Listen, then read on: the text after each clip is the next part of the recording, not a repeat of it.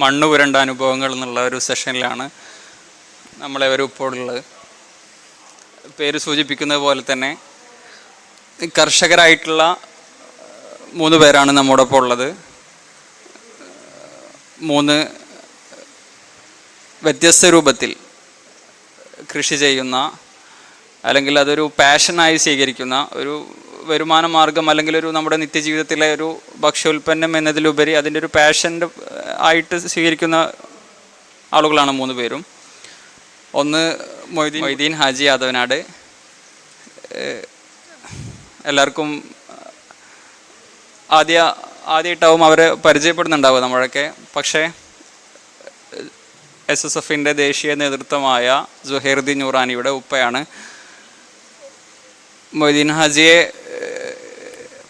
ഞാൻ അറിയുന്നത് എങ്ങനെയാണെന്ന് വെച്ചാൽ, സുഹൈറുദ്ദീൻ നൂറാനിയൊക്കെ ഉസ്താദിനെ കാണാൻ, AP ഉസ്താദിനെ കാണാൻ മർക്കസിലൊക്കെ വരുന്ന സമയത്ത് ഇപ്പോൾ ഉസ്താദിൻ്റെ വിശ്രമകാലത്ത് ഒരു പ്രാവശ്യം സുഹൈറുദ്ദീൻ നൂറാനി വന്ന സമയത്ത് കുറേ അവക്കാടായിട്ടാണ് വന്നത്. അപ്പോൾ ഉസ്താദിനോട് സുഹൈറുദ്ദീൻ നൂറാനി ഉസ്താദ് പറഞ്ഞത്, എൻ്റെ ഉപ്പ കൃഷി ചെയ്യുന്നതാണ് ഇതെന്ന് പറഞ്ഞു.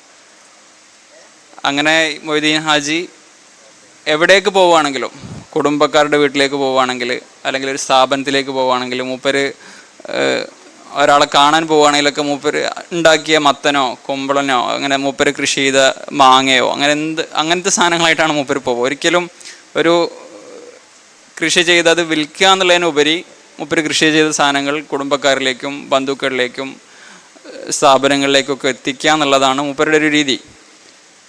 കോവിഡ് സമയത്തൊക്കെ മൂപ്പര് കൃഷി ചെയ്ത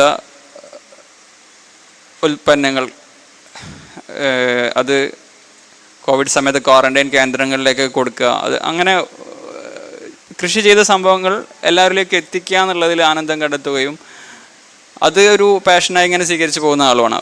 മാത്രമല്ല മൂപ്പര് ആദ്യം അന്നത്തെ കാലത്ത് പ്രീ ഡിഗ്രി വരെ പഠിച്ച ആളാണ്. പ്രീ ഡിഗ്രി പഠിച്ച് അക്കാലത്ത് മദ്രസയിൽ ജോലി ചെയ്തു. ആ സമയത്തും ഒരു കൃഷി ഒരിക്കലും മൂപ്പരുടെ ഒരു സ്ഥിരമായിട്ടുള്ള ഒരു വരുമാന മാർഗ്ഗമല്ല. മൂപ്പര് വേറെ ജോലികൾ ചെയ്യുന്നതിൻ്റെ ഇടയിലാണ് കൃഷി ഒരു പാഷനായി സ്വീകരിക്കുകയും അത് തുടർന്ന് കൊണ്ടുപോവുകയും ചെയ്ത്. പിന്നെ ഗൾഫിൽ ജോലി ചെയ്തു. ഗൾഫിൽ ജോലി ചെയ്യുന്ന സമയത്തും അവിടെ ലഭ്യമായ രൂപത്തിൽ മൂപ്പര് കൃഷി ചെയ്തു. ആ സമയത്താണ് അവിടെ ഒരു ഡയറി ഫാമിലൊരു കമ്പനിയിൽ ജോലി ഉണ്ടെന്ന് അറിയുന്നത്. അപ്പോൾ കുറേ ഭൂമിയുള്ള സ്ഥലമാണ്. മാത്രമല്ല ഒരു ഡയറി റിലേറ്റഡ്, ഒരു ക്ഷീര റിലേറ്റഡ് കമ്പനി ആയതുകൊണ്ട് തന്നെ അവിടെ കുറേ ഭൂമിയുണ്ട്. മാത്രമല്ല ഇഷ്ടംപോലെ വളമൊക്കെ ലഭ്യമാവുമെന്ന് പറഞ്ഞ് മൂപ്പര് അവിടേക്ക് ജോലി മാറി. അവിടെയും മൂപ്പര് ഒഴിവ് സമയത്തൊക്കെ ജോലി ചെയ്ത് കൃഷി ചെയ്തു. പിന്നെ നാട്ടിലേക്ക് മടങ്ങിയെത്തിയ സമയത്തും ഒഴിവുള്ള സമയത്തൊക്കെ കൃഷി ചെയ്തുകൊണ്ടിരിക്കുന്ന ഒരാളാണ്. മറ്റൊരാൾ അബ്ദുറസാഖ് വയനാട് എന്ന് പറയും. പിന്നെ മൂപ്പരും ഇതേപോലെ പരമ്പരാഗത കർഷക കുടുംബത്തിൽ ജനിച്ച് തരിശു ഭൂമികളൊക്കെ കൃഷിയോഗ്യമാക്കിയിട്ട് വളരെ സജീവമായി കാർഷിക രംഗത്തുള്ള ആളാണ്. അദ്ദേഹം അവരുടെ അനുഭവങ്ങളും നിർദ്ദേശങ്ങളൊക്കെ പങ്കുവെക്കും. മറ്റൊന്ന് സൈഫുള്ള മക്കരപ്പറമ്പ്. അദ്ദേഹവും ഇതേപോലെ കൃഷിയെ ഒരു പാഷനായി കണ്ട് അതിൻ്റെ ഒരു വിപണന സാധ്യത പരമാവധി ഉപയോഗപ്പെടുത്തുകയും അങ്ങനെ മുന്നോട്ട് പോവുകയും ചെയ്യുന്ന ഒരാളാണ്. നമുക്ക് ഓരോരുത്തരായിട്ട് സംസാരിക്കാൻ തോന്നുന്നു. അതിനു മുമ്പായി കൃഷിയെക്കുറിച്ച് നിങ്ങൾക്ക് എല്ലാവർക്കും അറിയാം. ഏറ്റവും അടിസ്ഥാനപരമായിട്ടുള്ള തൊഴിലുകളിലൊന്നാണ് കൃഷി എന്നറിയാം.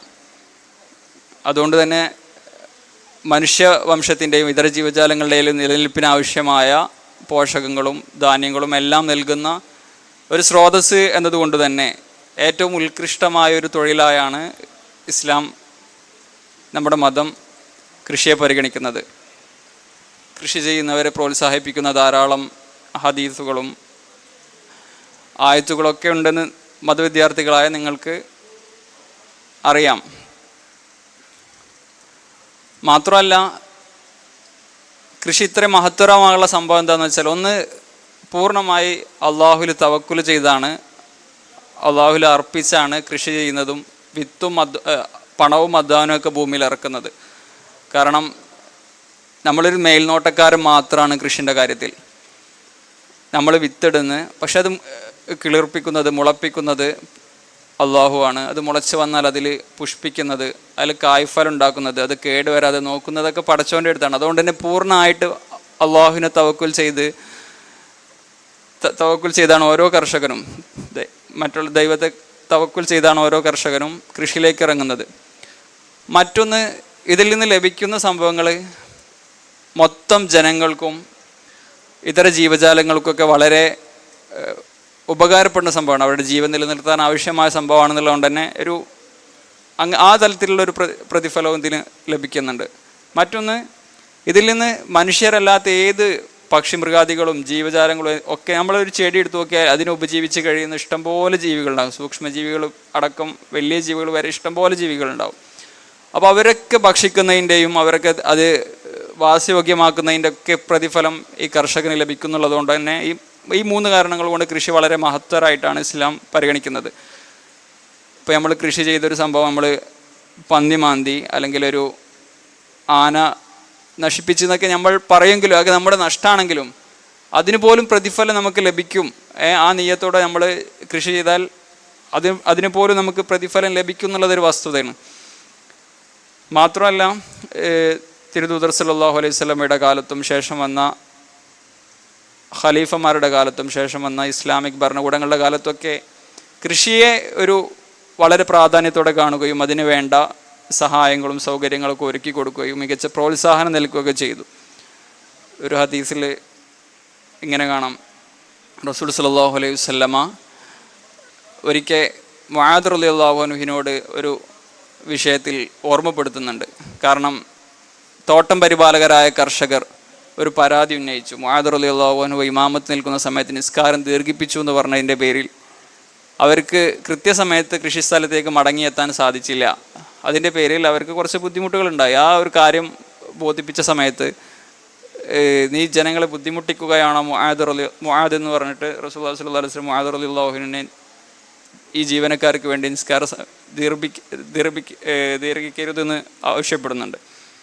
അങ്ങനെ പല സംഭവങ്ങൾ. ഇപ്പോൾ ഇവരെക്കുറിച്ച് ഞാൻ പറഞ്ഞല്ലോ, അബ്ദുറസാഖ് വയനാടുള്ള 4 ഏക്കറോളം തരിശ് ഭൂമി കൃഷിയോഗ്യമാക്കിയ ആളാണ്. കുന്നിൻ ചെരുവിലുള്ള സ്ഥലങ്ങൾ, താഴെ 1/2 കിലോമീറ്ററും താഴെയുള്ള സ്ഥലങ്ങളിൽ നിന്ന് വെള്ളം ശേഖരിച്ച് കൃഷിയോഗ്യമാക്കിയ ആളാണ്. അപ്പോൾ തരിശ് ഭൂമി കൃഷിയോഗ്യനെ കുറിച്ചിട്ടൊക്കെ റസൂൽ സല്ലല്ലാഹു അലൈഹി വസല്ലമയുടെ ഏതാനും ഹദീസുകൾ നമുക്ക് കാണാൻ പറ്റും.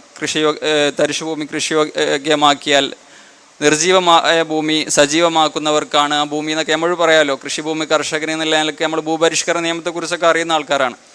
പക്ഷെ അതിനൊക്കെ എത്രയോ ഭൂപരിഷ്കരണ നിയമമൊക്കെ കേരളത്തിൽ വന്നത്, അത് നടപ്പിലാക്കാനൊക്കെ ഇവിടുത്തെ ഭരണകൂടം എത്രയോ എഫേർട്ട് എടുത്തിട്ടുണ്ട്. ഫസ്റ്റിലെ EMS ഗവൺമെൻറ്, കമ്മ്യൂണിസ്റ്റ് ഗവൺമെൻറ് അത്ര എഫേർട്ട് എടുത്തിട്ടുണ്ട്. അപ്പോഴും ഭയങ്കര പ്രതിസന്ധിയും വെല്ലുവിളിയൊക്കെ ആയിരുന്നു.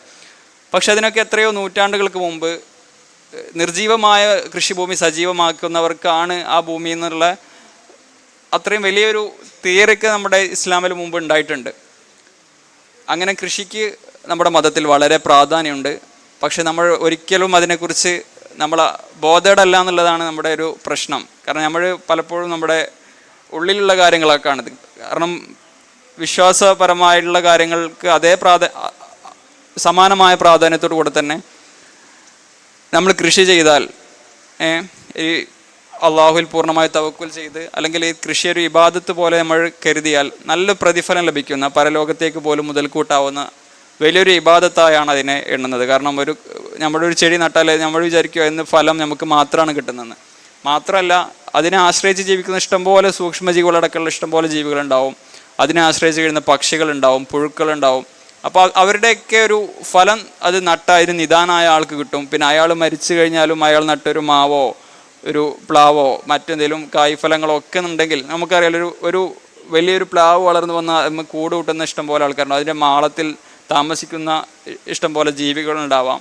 അങ്ങനെ പല ഇതുണ്ടാവാം. അപ്പോൾ ഇത് നട്ടാൾ മരിച്ചു കഴിഞ്ഞാൽ പോലും അതിനെ ആശ്രയിച്ച് ജീവിക്കുന്ന അള്ളാഹുവിൻ്റെ സൃഷ്ടികളുടെ അവർ നിർവഹിക്കുന്ന ഇതിൻ്റെ പ്രതിഫലം ഇവരുടെ പരലോകത്തേക്ക് മുതൽക്കൂട്ടാവുന്നവരെ ഇസ്ലാമിക അധ്യാപനങ്ങൾ നമുക്ക് കാണാൻ കഴിയും.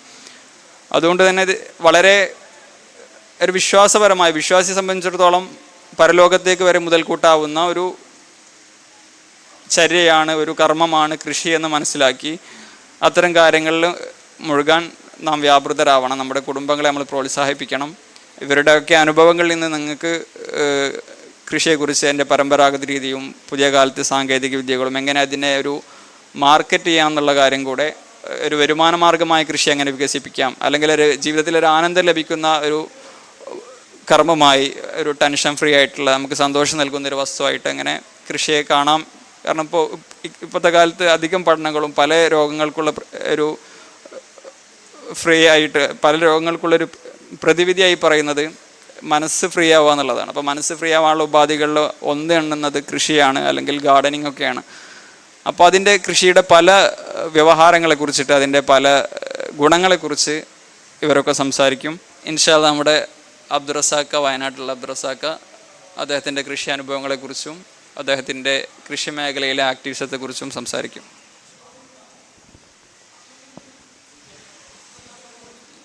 അസ്സലാമു അലൈക്കും. ബഹുമാനപ്പെട്ട നൂറാനി ഉസ്താദ്, മറ്റ് വേദിയിലിരിക്കുന്ന സഹ കൂട്ടുകാർ, സ്നേഹം നിറഞ്ഞ വിദ്യാർത്ഥി സുഹൃത്തുക്കളെ, ബുഹാരി കോളേജിൻ്റെ കീഴിൽ BKFൽ ഈ ഒരു സെക്ഷൻ കൃഷിയായി ബന്ധപ്പെട്ടിട്ടാണ് ഉള്ളത്. ആമുഖം സൂചിപ്പിച്ചല്ലോ, ആമുഖത്തിലേക്ക് ഞാൻ പോകുന്നില്ല. ആദ്യം തന്നെ ഞാൻ പരിചയപ്പെടുത്താം. റസാക്ക്, കാക്കവയൽ, വയനാട്. ഏതാണ്ട് 25 വർഷമായി ഞാൻ കാർഷിക മേഖലയിലാണ് ഉള്ളത്. പാരമ്പര്യ കർഷക കുടുംബത്തിൽ ജനിച്ചത് എന്നതുകൊണ്ട് തന്നെ ഇത്ര വർഷമായിട്ടും ഞാൻ അതിൽ നിന്ന് പിന്മാറിയിട്ടില്ല. വലിയ പ്രതിസന്ധി, പ്രത്യേകിച്ച് കൊറോണ പോലത്തെ പ്രതിസന്ധി ഘട്ടങ്ങളിലും മറ്റും വലിയ പ്രതിസന്ധികൾ ഉണ്ടായ സമയത്ത്, പ്രതിസന്ധി എന്ന് പറയുകയാണെങ്കിൽ ഞാൻ ആമുഖം സൂചിപ്പിക്കുന്നത് വെച്ചാൽ, നമ്മളുണ്ടാക്കുന്ന ഉൽപ്പന്നങ്ങൾ എടുക്കാൻ ആളുകളില്ലാത്ത സമയം വന്നിരുന്നു. അപ്പോൾ പോലും എനിക്ക് ആശങ്കപ്പെടാനോ പ്രതിനിധി സൃഷ്ടിക്കാനോ എനിക്കിതുവരെ കഴിഞ്ഞിട്ടില്ല. അപ്പോൾ അതിൽ പ്രത്യേകിച്ച് എടുത്തു പറയേണ്ട കുറേ കാര്യങ്ങളുണ്ട്. പാരമ്പര്യമായി ഞങ്ങൾ നെൽകൃഷി ആയിരുന്നു ആദ്യം. തുടർന്ന് അങ്ങനെ എന്നെ ഉപ്പയുടെ ഉപ്പയെ അറിയപ്പെടുന്ന അരിക്കാരൻ കാക്ക എന്നാണ് അറിയപ്പെടാറ്. ഇപ്പോഴും നാട്ടിൽ വല്യപ്പ മരണപ്പെട്ടു. അറിയപ്പെടുന്നത് അരിക്കാരൻ കാക്കാൻ്റെ മകൻ്റെ മകൻ എന്നാണ് ഇപ്പോഴും അറിയപ്പെടുന്നത്. അപ്പോൾ അരിക്കാരൻ കാക്ക എന്ന് പറയുന്നത് വല്യപ്പ നെല്ല് എല്ലാ സ്ഥലത്തുനിന്നും എടുത്തു കൊണ്ടുപോയി എന്താ പറയുക, നമ്മൾ കുത്തി അരിയാക്കി ഓരോ സ്ഥലങ്ങളിൽ കൊണ്ടുപോയി വിൽക്കാറുണ്ട്. അങ്ങനെയാണ് അരിക്കാരൻ കാക്ക എന്ന പേര് വല്യപ്പാക്ക് വന്നത്. അതിനുശേഷം നമ്മുടെ കാലഘട്ടത്തിൽ നെൽകൃഷി നിന്ന് മാറി വാഴ, ഇഞ്ചി, ചേന, കിഴങ്ങ് വർഗ്ഗങ്ങൾ തുടങ്ങിയ കൃഷിയിലേക്ക് എൻ്റെ ഉപ്പ വരികയും, എൻ്റെ കാലശേഷം ഇപ്പോൾ ഉപ്പ ജീവിച്ചിരിപ്പുണ്ട്. ഞാൻ കൂടുതൽ ആക്റ്റീവായി കൃഷിയിലേക്ക് ഇറങ്ങിയ സമയത്ത് ഒരു 15 വർഷത്തോളമായി പച്ചക്കറിയും കിഴങ്ങ് വർഗ്ഗ കൃഷിയിലേക്കാണ് ഞാൻ ഊന്നൽ നൽകുന്നത്. അതിന് പ്രത്യേക കാരണങ്ങളുണ്ട്. വാഴ, ഇഞ്ചിയൊക്കെ ഒരു വർഷം അല്ലെങ്കിൽ 12 മാസം അല്ലെങ്കിൽ 13 മാസം കാത്തു നിൽക്കണം. പച്ചക്കറികൾ 3 മാസം കൊണ്ട് നമുക്ക് വിളവെടുപ്പ് ആരംഭിക്കാം എന്നുള്ളതുകൊണ്ട് തന്നെ നമ്മുടെ കുടുംബത്തിനും നല്ല വൃത്തിയും കൂടുതൽ മാരകമായ കീടനാശിനി പ്രയോഗമില്ലാത്ത രീതിയിൽ തന്നെ നമുക്ക് കൃഷി ചെയ്യാൻ സാധിക്കുന്നത് കൊണ്ട് തന്നെ ആ കൃഷി രീതി തിരഞ്ഞെടുത്തു. അതിൽ തന്നെ വയനാട് ജില്ലയിൽ മികച്ച കർഷകൻ എന്നുള്ള അവാർഡ്, ഹരിതകീർത്തി അവാർഡ് കോട്ടയത്ത് കൃഷിമന്ത്രിയിൽ നിന്നും 2018 എനിക്ക് ലഭിക്കുകയുണ്ടായി. തുടർന്ന് പല അംഗീകാരങ്ങളും എനിക്ക് ലഭിച്ചിട്ടുണ്ട്. അതൊക്കെ കൂടുതൽ വന്നത് പച്ചക്കറി കൃഷിയായി ബന്ധപ്പെട്ടുകൊണ്ട് തന്നെ. ഇപ്പോൾ കൊറോണ കാലഘട്ടത്തിൽ ഒരുപാട് ആൾക്കാർക്ക് ഹെൽപ്പ് ചെയ്യാനും നമ്മുടെ കൃഷി അനുഭവങ്ങൾ പങ്കുവെക്കാനും സാധിച്ചിട്ടുണ്ട്. ഇപ്പോൾ SYSൻ്റെ കീഴിൽ സാമൂഹിക വിഭാഗത്തിൻ്റെ കീഴിൽ യൂത്ത് പാർലമെൻറ്റിനെ തുടർന്ന് കാർഷിക മേഖലയിലേക്ക് നമ്മുടെ പ്രസ്ഥാനം കാലെടുത്ത് വെക്കുകയാണ്. അതിൻ്റെ ഭാഗമായി എല്ലാ സോൺ തലത്തിലും സർക്കിൾ യൂണിറ്റ് ഘടകങ്ങളിലും അതുപോലെ നമ്മുടെ വീടുകളിലും അടുക്കളത്തോട്ടം പദ്ധതികൾ ആരംഭിച്ചിട്ടുണ്ട്. കേരളത്തിൻ്റെ വ്യത്യസ്ത ഭാഗങ്ങളിൽ അതിൻ്റെ ട്രെയിനിങ് കൊടുക്കാൻ എനിക്ക് സാധിച്ചിട്ടുണ്ട്. ആയിരക്കണക്കിന് വീട്ടമ്മമാർ സുഹൃത്തുക്കളും ഇപ്പോഴും കൃഷി ചെയ്ത് വരുന്നുണ്ട്.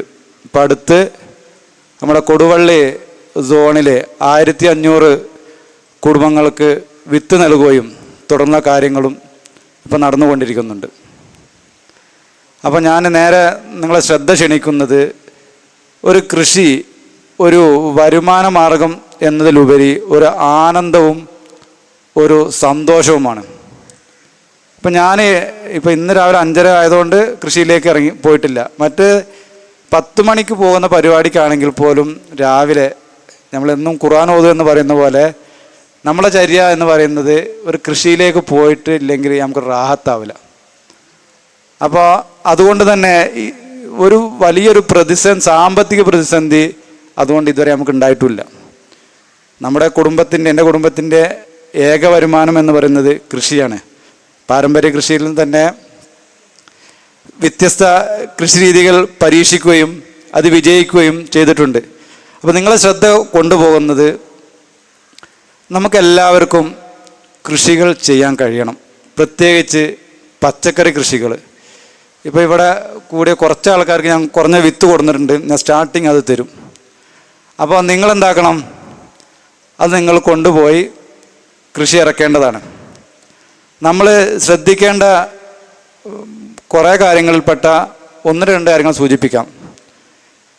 ഇപ്പം നിലവിൽ കർണാടക, തമിഴ്നാട് നിന്നാണ് കേരളത്തിലേക്ക് ഏറ്റവും കൂടുതൽ പച്ചക്കറികൾ വരുന്നത്.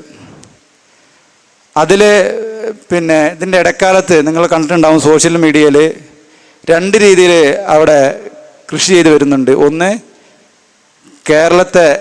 പ്രത്യേകിച്ച് കേരളത്തെ ലക്ഷ്യമാക്കി വാണിജ്യ അടിസ്ഥാനത്തിൽ കൃഷി ചെയ്യുന്നത്. ഒന്ന്, അവർക്ക് സ്വന്തം കഴിക്കാൻ പാകത്തിന് കൃഷി ചെയ്യുന്നത്. അപ്പോൾ അവർക്ക് സ്വന്തം കഴിക്കാൻ പാകത്തിന് കൃഷി ചെയ്യുന്നതിൽ അവർ മാരകമായ കീടനാശിനി പ്രയോഗിക്കുകയില്ല. നമുക്ക് വാണിജ്യ അടിസ്ഥാനത്തിൽ ചെയ്യുന്നതിന് മാരകമായ കീടനാശിനി പ്രയോഗിച്ച് തന്നെയാണ് എന്താക്കുന്നത്, നമുക്ക് അവർ കൃഷി ചെയ്ത് നമുക്ക് തരുന്നത്. അപ്പോൾ അതുകൊണ്ട് നമുക്ക് വേണ്ട, നമ്മുടെ കുടുംബത്തിന് വേണ്ട കൃഷികൾ, പച്ചക്കറികൾ നമ്മൾ വീടുകൾ ഉണ്ടാക്കിയിരിക്കണം. അതിനെ വളരെ ലഘുവായി ഞാൻ നിങ്ങൾക്ക് പരിചയപ്പെടുത്താം. ഇനിയിപ്പോൾ 5 സെൻറ്റ് സ്ഥലമുള്ളവരും അല്ലെങ്കിൽ തീരെ സ്ഥലമില്ലാത്ത ആൾക്കാർക്കും എല്ലാവർക്കും എന്താക്കാം, നമുക്ക് വീടുകൾ കൃഷി ചെയ്യാം. ഒന്ന്, ഗ്രോ ബാഗിൽ കൃഷി ചെയ്യാം. ഗ്രോ ബാഗിൽ നമുക്ക് ചെയ്യുന്നത്, അതിൽ നടക്കുന്ന കൂട്ടുകൾ പറയുന്നത് 1:1:1 അല്ലെങ്കിൽ 2:1:1 എന്ന് വെച്ചാൽ നമ്മൾ അളവ് തൂക്കമൊന്നും എടുക്കണ്ട. നമ്മൾ എടുക്കുന്ന ഒരു പാത്രം, ഇനിയിപ്പോൾ എന്തായാലും ക്ലാസ് എന്തായാലും ഒരു പാത്രം ചകിരിച്ചോറ് എടുക്കാം. ഇനി ചകിരിച്ചോറ് കിട്ടിയിട്ടില്ലെങ്കിൽ നമുക്ക് ഉണങ്ങിയ ചവറുകൾ എടുക്കാം, അല്ലെങ്കിൽ മണലെടുക്കാം ഒരു ഭാഗം. രണ്ടാമത്തെ ഭാഗം മണ്ണ്, കലരാത്ത മണ്ണ്. മൂന്നാമത്തെ ഭാഗം ജൈവ വളങ്ങൾ, കോഴിവളമോ കാലിവളമോ തുടങ്ങിയ ഉണങ്ങിയ വളങ്ങൾ. ആവശ്യമായ വെള്ളവും ചേർത്ത് നന്നായി മിക്സ് ചെയ്ത് നമ്മൾ ഗ്രോ ബാഗിൽ 10 കിലോ കൊള്ളുന്ന ഗ്രോ ബാഗിൽ ഒരു 7-8 കിലോ നിറക്കുക. അതിൽ നിറച്ച് വെച്ച് നമുക്കതിൽ വിത്തുകൾ നടാം. അല്ലെങ്കിൽ നിലവിൽ നഴ്സറികളിലൊക്കെ പച്ചക്കറി തൈകൾ ലഭ്യമാണ്, അത് വേണമെങ്കിൽ നമുക്ക് നടാം. അപ്പം നടുമ്പോൾ നമ്മൾ ശ്രദ്ധിക്കേണ്ട കാര്യങ്ങളെന്ന് വെച്ചാൽ, കട്ടി കൂടിയ വിത്തുകൾ, കട്ടി കുറഞ്ഞ വിത്തുകൾ, അങ്ങനെ ഒന്നുണ്ട്. എന്നുവെച്ചാൽ പാവല്, പടവലം, ചൊരങ്ങ പോലത്ത വിത്തുകൾ കട്ടി കൂടിയ വിത്തുകളാണ്. അത് ഡയറക്റ്റ് മണ്ണിൽ നട്ടാൽ മുളക്കും, പക്ഷേ അത് കാലതാമസം എടുക്കും. അപ്പോൾ അതിന് നമ്മൾ ചെയ്യേണ്ടത്, കട്ടി കൂടിയ വിത്തുകൾ 6 നോട്ട് ചെയ്യാം. 6 മണിക്കൂർ വെള്ളത്തിൽ കുതിർത്തണം. 6 മണിക്കൂർ വെള്ളത്തിൽ കുതിർത്തതിന് ശേഷം ഒരു കോട്ടൺ തുണിയിൽ കെട്ടിവെച്ച് 2 അല്ലെങ്കിൽ 3 ദിവസം മുള പൊട്ടിയതിന് ശേഷം നമ്മൾ ഗ്രോ ബാഗോ അല്ലെങ്കിൽ മണ്ണിലോ നമുക്ക് നടാം. അതുപോലെ കട്ടി കുറഞ്ഞ വിത്ത്, പയറ് പോലത്തെ വിത്തുകൾ 4 മണിക്കൂർ വെള്ളത്തിൽ കുതിർത്തി മുള പൊട്ടിപ്പിക്കേണ്ട ആവശ്യമില്ല, ഡയറക്റ്റ് മണ്ണിൽ നടാം. അപ്പോൾ നടുമ്പോൾ നമ്മൾ ശ്രദ്ധിക്കേണ്ട കാര്യം എന്ന് വെച്ചാൽ, എൻ്റെ ഉപ്പ പലവട്ടമായിട്ട് പണ്ട് എന്നോട് പറഞ്ഞ ഓർമ്മ വരുന്നുണ്ട്, നീ കുഴിച്ചിടരുത് നടണമെന്നാണ്. നമ്മൾ കേൾക്കുമ്പോൾ രണ്ടും ഒന്നാണ്. അല്ല, കുഴിച്ചിടുക എന്ന് പറഞ്ഞാൽ നമ്മൾ നന്നായി താത്തിയിട്ട് വെക്കുന്നതാണ്. നടുക എന്ന് പറയുമ്പോൾ എത്രയാണോ വിത്തിൻ്റെ കനം, ആ കനത്തിനനുസൃതമായിട്ട് അതിൻ്റെ മുകളിൽ മണ്ണ് വെക്കാൻ പാടുള്ളൂ, എന്നെങ്കിലേ അത് മുള പെട്ടെന്ന് പൊന്തുകയുള്ളൂ. അപ്പോൾ നമ്മൾ വിത്ത് വെക്കുന്നു, പാവലോ അല്ലെങ്കിൽ പയറോ വിത്ത് വെക്കുന്നു, ആ വിത്ത് വെച്ചിട്ട് ചെറുങ്ങനൊന്ന് അമർത്തുന്നു, ചെറിയൊരു പൊടി. ഇനിയിപ്പോൾ വെള്ളരി ആണെങ്കിൽ അതിൻ്റെ വെള്ളരി വിത്ത് കണ്ടവർക്ക് അറിയാമല്ലോ എത്ര കനം എന്നുള്ളത്. ആ വിത്തിൻ്റെ കനം എത്രയോ അത്രയും മുകളിൽ മണ്ണിടേണ്ടതുള്ളൂ. അങ്ങനെ മണ്ണിട്ട് നട്ട് കഴിഞ്ഞ് കഴിഞ്ഞാൽ, ഇനിയിപ്പോൾ ഒന്നെങ്കിൽ ഗ്രോ ബാഗിൻ്റെ ഞാൻ ആദ്യം പറഞ്ഞത്, ഇനി അതല്ല നമുക്ക് വീടിന് ചുറ്റും സ്ഥലമുണ്ടെങ്കിൽ ആ സ്ഥലത്ത് പണ്ട് കാലത്തൊക്കെ എന്തായിരുന്നു, ചപ്പ് ചവറുകൾ കൂട്ടി ഒരു തടമുണ്ടാക്കി കത്തിച്ച് അതിൽ എന്താ പറയുക കേടുകൾ മാറ്റിയിട്ടാണ് നട്ട് വരാറ്. ഞാനും സാധിക്കാത്തവർ ചെറിയ തടം എടുത്തിട്ട് അതിൽ വിത്ത് നടാം. അപ്പം അതിൽ നമ്മൾ ശ്രദ്ധിക്കേണ്ടതെന്ന് വെച്ചാൽ അകലം കൂടുതലാണ്. ഓരോ പച്ചക്കറികൾക്കും കൃഷിക്ക് വ്യത്യസ്തമായ സ്ഥലങ്ങൾ തയ്യാറാക്കി വരേണ്ടതുണ്ട്. ഒന്ന്, ഇപ്പോൾ പാവലാണെങ്കിൽ 10 അടി അകലത്തിൽ 10x10 അകലത്തിൽ 1 മതി. അത്ര ഇത് വളർന്നും പൊന്തും. അപ്പോൾ 10x10 അകലത്തിലാണ്, 10x10 അടിക്കണക്കാണ് ഞാൻ പറയുന്നത്, 10x10 അകലത്തിലാണ് പാവൽ നടേണ്ടത്. പയറാണെങ്കിൽ ഇപ്പം നിലവിൽ വയനാട്ടിലുള്ള കാർക്കൂന്തൽ എന്ന് പറയും, വെള്ളപ്പയർ അല്ലെങ്കിൽ സുമന്ത്, നാംദാരി തുടങ്ങിയ പല ഇനങ്ങളുണ്ട്. പച്ചപ്പയർ നിങ്ങളിപ്പോൾ കടകളിൽ നിലവിൽ ലഭ്യമാകുന്നത് തനി പച്ച നീളം കൂടിയ പയറാണ്. അപ്പോൾ അത് ഒരടി അകലത്തിലാണ് നമ്മൾ ഒരു തടമെടുത്തിട്ട് ഒരടി അകലത്തിലാണ് നടേണ്ടത്. തിരിച്ച് ഒരു 3 അടി അകലം വേണം. ഇനിയിപ്പോൾ ലെവൽ നടുകയാണ് 3 അടി അകലം വേണം. ഇങ്ങനെയാണ് നടേണ്ടത്. അപ്പോൾ അതിൽ നമ്മൾ ശ്രദ്ധിക്കേണ്ടത് 2-3 കാര്യങ്ങളുണ്ട്. ഇപ്പം ഞാൻ പയറും പാവലും മാത്രമേ പറഞ്ഞിട്ടുള്ളൂ. മറ്റൊന്നാണ് ചീര. ചീരയിൽ നമ്മൾ ശ്രദ്ധിക്കേണ്ട പ്രത്യേകിച്ച് കാര്യങ്ങളൊന്നുമില്ല. ചീര വിതറുമ്പോൾ അതിൽ ഉറുമ്പ് കൊണ്ടുപോകും. അപ്പോൾ അതിന് സ്വീകരിക്കേണ്ട മാർഗ്ഗങ്ങൾ, ഒന്ന് റവ ചേർക്കാം, അല്ലെങ്കിൽ ഇപ്പോൾ മണൽ ചേർത്താൽ കുറച്ചുകൂടി തിക്നെസ് കിട്ടും, അല്ലെങ്കിൽ വീട്ടിൽ വേസ്റ്റായ അരികളുണ്ടാവും, ആ അരിയൊക്കെ ചേർത്തിട്ട് ചീരയും ചേർത്തിട്ട് വിതറിക്കഴിഞ്ഞാൽ ചീരയിൽ എന്താവില്ല, ഉറുമ്പ് ശല്യം ഉണ്ടാവില്ല. ഉറുമ്പ് ആ റവയിലും കൂടും, അരി തിന്നും. കൊണ്ടുപോകും. പിന്നെ ചീര പൊന്തി വരും ചെയ്യും. ഓക്കെ. അപ്പോൾ പിന്നെ ഇനി ഇതാണ് കൂടുതൽ കാര്യങ്ങൾ ഇൻഷാ അല്ലാഹ് നിങ്ങളെ സംശയങ്ങൾ അനുസരിച്ച് നമുക്ക് പറയാം. സൈഫുള്ള മക്കരപ്പറമ്പ്, ഞാൻ നേരത്തെ പറഞ്ഞല്ലോ, കൃഷിയെ മൂപ്പരൊരു വ്യവസായ അടിസ്ഥാനത്തിൽ കൃഷി ചെയ്യുകയും നമ്മളിപ്പം അതിൽ നിന്ന് പരമാവധി വരുമാനം കണ്ടെത്തുകയും അങ്ങനെ ഒരു പാഷനായി കൊണ്ടു നടക്കുന്ന ആളാണ് അദ്ദേഹം. അദ്ദേഹത്തിൻ്റെ വഴികളെക്കുറിച്ചും എങ്ങനെയാണ് അവരുടെ മാർക്കറ്റിംഗ് സാധ്യതകളെ കുറിച്ചിട്ടൊക്കെ സംസാരിക്കും. അസ്സലാമു അലൈക്കും.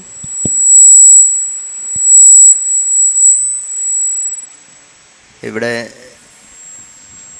നിങ്ങളെ കൂടെയുള്ള ഉസ്താദ് പറഞ്ഞു, അത്രത്തോളം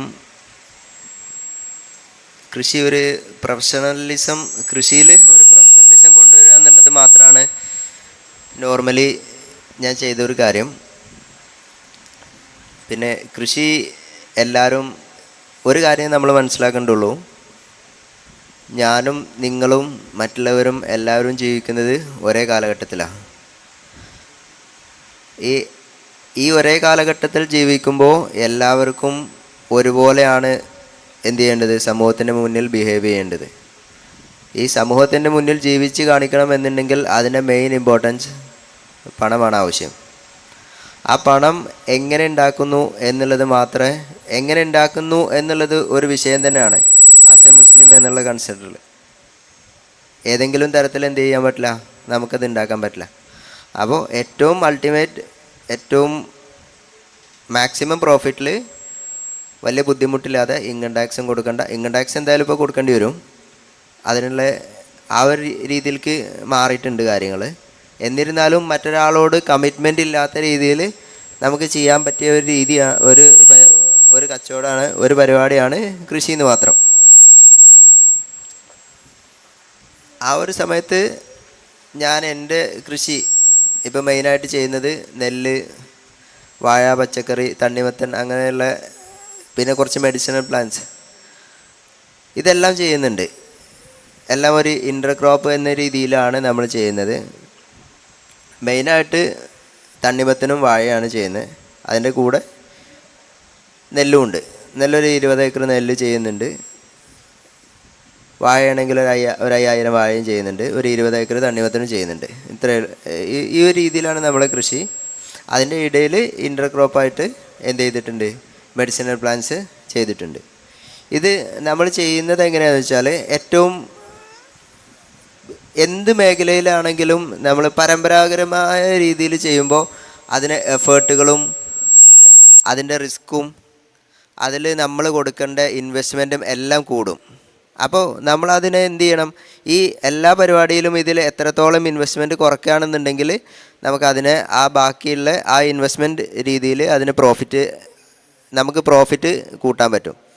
നോർമലി ഒരു ഫാമേഴ്സ് കോസ്റ്റ് എഫക്റ്റീവ്നെസ് കാൽക്കുലേറ്റ് ചെയ്തിട്ട് എന്ത് ചെയ്യൂല, കൃഷി ചെയ്യൂല. പക്ഷേ ഞങ്ങളെ ആ കോസ്റ്റ് എഫക്റ്റീവ് ആവും എന്നുണ്ടെങ്കിൽ മാത്രമേ എന്ത് ചെയ്യുള്ളൂ, കൃഷി ചെയ്യുള്ളൂ. കോസ്റ്റ് എഫക്റ്റീവ് അല്ല എന്നുള്ള ഒരു കൺസെപ്റ്റ് ആണെന്നുണ്ടെങ്കിൽ നമ്മൾ പ്രഡിക്ഷൻ നടത്തി നോക്കും, ഇപ്പോഴത്തെ ട്രെൻഡ് എന്താണ്, ആ ട്രെൻഡിൽ എന്ത് സാധനത്തിനാണ് വില കൂടുക, എന്ത് സാധനത്തിന് വില കുറയും, അല്ലെങ്കിൽ എന്തിനാണ് ഡിമാൻഡ്, ഈ മാർക്കറ്റ് ഡിമാൻഡ് വെച്ച് നോക്കി മാത്രം എന്ത് ചെയ്യും, ഏത് സമയത്തേക്ക് പ്രൊഡക്ഷൻ നടത്തിയാൽ എന്ത് ചെയ്യും, നമുക്കത് വില കിട്ടും. അല്ലെങ്കിൽ ഏത് സമയത്തേക്ക് ആയിരിക്കും മാക്സിമം മറ്റുള്ളവരുടെ പ്രൊഡക്ഷൻ വരിക, ആ ഒരു സമയത്ത്. അല്ലെങ്കിൽ നമുക്ക് എന്ത് ചെയ്യും, നമ്മളുടെ പ്രൊഡക്ഷൻ നടത്തിയ സാധനം അവിടെ സ്റ്റോർ ചെയ്തിട്ടോ ഡ്രൈ ആയിട്ടോ എങ്ങനെയെങ്കിലും പ്രിസർവ് ചെയ്ത് വെക്കാൻ പറ്റുമോ, ഓഫ് സീസണിൽ വിൽക്കും. അതാണ് ഞങ്ങളുടെ ഒരു രീതി. അതിന് മെയിനായിട്ട് ഞങ്ങൾ യൂസ് ചെയ്യുന്നത് ഒരു ബൾക്ക് പ്രൊഡക്ഷൻ എന്ന് പറയുമ്പോൾ മെക്കനൈസേഷൻ അതിൻ്റെ ഒരു നല്ലൊരു ഭാഗമാണ്. സാധാരണ ഇപ്പം ആളുകൾ ചെയ്യുന്ന രീതി ഇപ്പോൾ പരമാവധി കുറക്കാൻ നോക്കും. അതിൽ വരുന്ന ഒരാൾ ഇപ്പോൾ മിനിമം 1 ഏക്കർ പണി ചെയ്ത് തീരണമെന്നുണ്ടെങ്കിൽ തണ്ണിമത്തൻ്റെ ഒരു കേസിലാണെന്നുണ്ടെങ്കിൽ ഏകദേശം ഒരു 20,000 രൂപ വരും. ആ ഒരു സമയത്ത് നമ്മൾ അതേ സെയിം വർക്ക് ഒരു മെഷീൻ യൂസ് ചെയ്തിട്ട് ചെയ്യുകയാണെന്നുണ്ടെങ്കിൽ എന്ത് ചെയ്യും, വെറും 2,500 രൂപ വരുള്ളൂ. അതിൻ്റെ എത്ര മടങ്ങാണ് അവിടെ കുറഞ്ഞു വരുന്നത്. അത് നമുക്ക് ആ ഒരു അതിൽ നിന്ന് കിട്ടുന്നതും നമ്മൾ ഫൈനൽ ഔട്ട്പുട്ട് ഒരാൾ ചെയ്ത് കിട്ടുന്നതും രണ്ടും ഔട്ട്പുട്ട് സെയിം ആണ്. അതിനും കിട്ടുന്നത് ഈ വില 1 കിലോ 10 രൂപ തന്നെയാണ്, ഇതിനും വില ഒരു 10 രൂപ തന്നെയാണ്.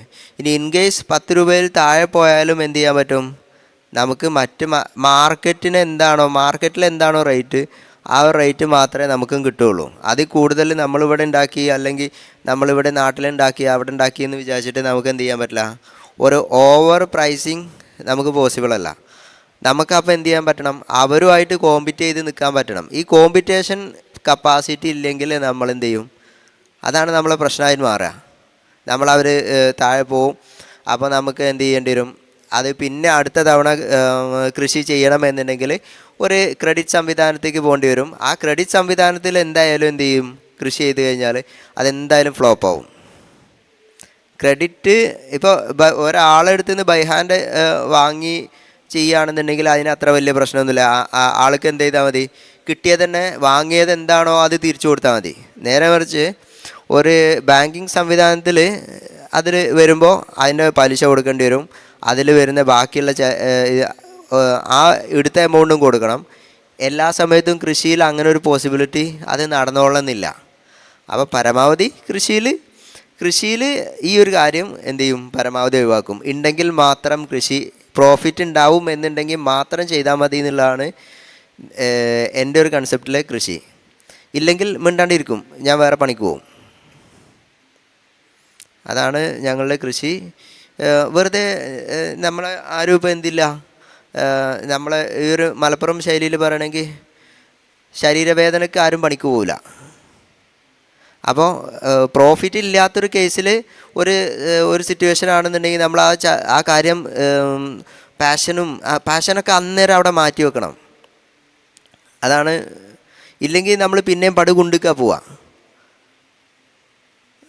അതാണ് ഞങ്ങളുടെ ഒരു രീതി. പക്ഷേ എല്ലാ ആൾക്കാർക്കും എന്ത് ചെയ്യാൻ പറ്റില്ല, അത് ഉൾക്കൊള്ളാൻ പറ്റില്ല. ആൾക്ക് വേറെ പണിയൊന്നും ചിലപ്പോൾ അറിയുണ്ടാവില്ല. അല്ലെങ്കിൽ വേറെ ആൾക്കാർ എന്തെങ്കിലും ഏർപ്പാട് വേണ്ടതെന്ന് ചോദിക്കും. പക്ഷെ ആ ഏർപ്പാട് വേണ്ടതെന്നുള്ളത് കൊണ്ട് നമ്മളെന്തില്ല. അതുകൊണ്ടാണ് ഞങ്ങളുടെ കൃഷിയിൽ പല എൻ്റെ ടോട്ടലി പല ഡിഫറെൻറ്റ് ഗ്രേഡിലുള്ള പ്രോഡക്റ്റ്സാണ് വരിക. നെല്ല് ചെയ്യുന്നുണ്ട്, പിന്നെ അതിൻ്റെ കൂടെ വാഴയുണ്ട്, പച്ചക്കറി ഉണ്ട്. ഇതൊന്നും അല്ലാത്തൊരു മേഖലയാണ് ഞങ്ങൾ ചൂസ് ചെയ്യണത്.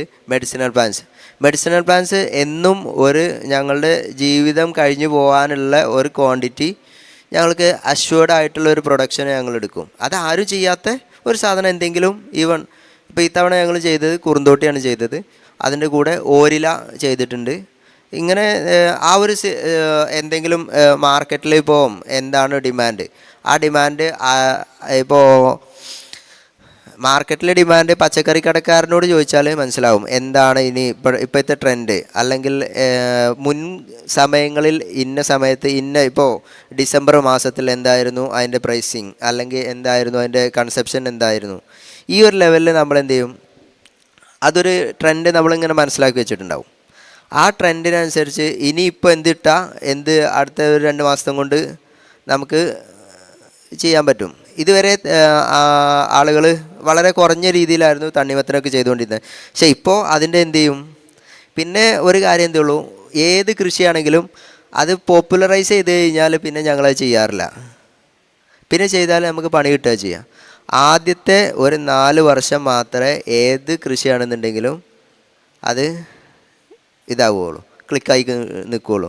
ഇപ്പോൾ ഇത്തവണ തണ്ണിമത്തൻ ഇട്ടു, എല്ലാവരും തണ്ണിമത്തൻ്റെ പിന്നാലെയാണ്. ഭയങ്കര പ്രോഫിറ്റാണെന്ന് പറഞ്ഞ് പ്രോഫിറ്റൊക്കെ ഉണ്ട്.